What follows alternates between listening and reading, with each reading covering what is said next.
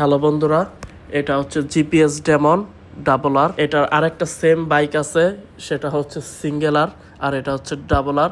তো দুইটার মধ্যে তফাৎ হচ্ছে এটার ইঞ্জিনে হচ্ছে 4টা বাল্ব দেওয়া, আর যেটা সিঙ্গেল আর ওটাতে ডুয়াল বাল্ব দেওয়া, মানে 2টা বাল্ব দেওয়া, আর বাকি সব কিছুই সেম। এটা অনেক পাওয়ারফুল একটা বাইক। এটার প্রাইস হচ্ছে 3,60,000 টাকা, 3,75,000 টাকা ছিল, কিন্তু 15,000 টাকা ডিসকাউন্ট দিয়ে এখন প্রাইস হচ্ছে 3,60,000 টাকা।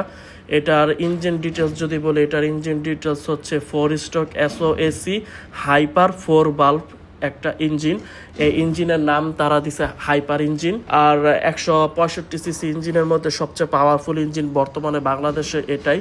এটার ইঞ্জিনের হর্স পাওয়ার হচ্ছে 19.7 brake horse power at 10,000 RPM, আর 18 newton metre of torque at 8,000 RPM। এটার ইঞ্জিন হচ্ছে একটা লিকুইড কুল ইঞ্জিন, আর এটার কম্পারেশন রেশিও অনেক হাই, 11.5:1, যেটা R15 এর একদম same to same compression ratio. আর বর্তমানে বাইকের টপ স্পিডে এইটাই বাংলাদেশের সবচেয়ে বেশি টপ স্পিড অ্যাচিভ করতে পারে। এটা 165 উঠে যায়, ইজিলি 150 তো উঠে যায়, এরপরে একটু স্ট্রাগল করতে হয় 165 পর্যন্ত উঠতে। এটার কম্পিটিটর যদি আমরা দেখি, এটার কম্পিটিটর ডাইরেক্টলি হয় CF Moto 250 NK বা CF Moto 250 SR। তো এটার সামনে 100 সেকশনের টায়ার ইউজ করা হয়েছে, আর পিছনে 140 সেকশনের টায়ার ইউজ করা হয়েছে। সামনে ডুয়াল পিস্টনের একটা ব্রেক ক্যালিপার, পিছনে সিঙ্গেল পিস্টনের একটা ক্যালিপার ইউজ করা হয়েছে। এটার ফুয়েল ক্যাপাসিটি হচ্ছে 11 লিটার। আমার মনে হয় বাইকের সাইজ হিসাবে ফুয়েল ক্যাপাসিটিটা একটু ছোট হয়ে গেছে, এটা মিনিমাম 13 লিটার ফুয়েল ক্যাপাসিটি দিলে ভালো হতো। এটার মিটার কনসোল হচ্ছে ফুললি ডিজিটাল মিটার কনসোল, আর এটাতে 3 স্টেপ হ্যান্ডেলবার ইউজ করা হয়েছে, 3 পার্ট হ্যান্ডেলবার ইউজ করা হয়েছে। বর্তমানে বাংলাদেশের সবচেয়ে বড় বাইক হচ্ছে জিপিএস ডেমন ডাবল আর।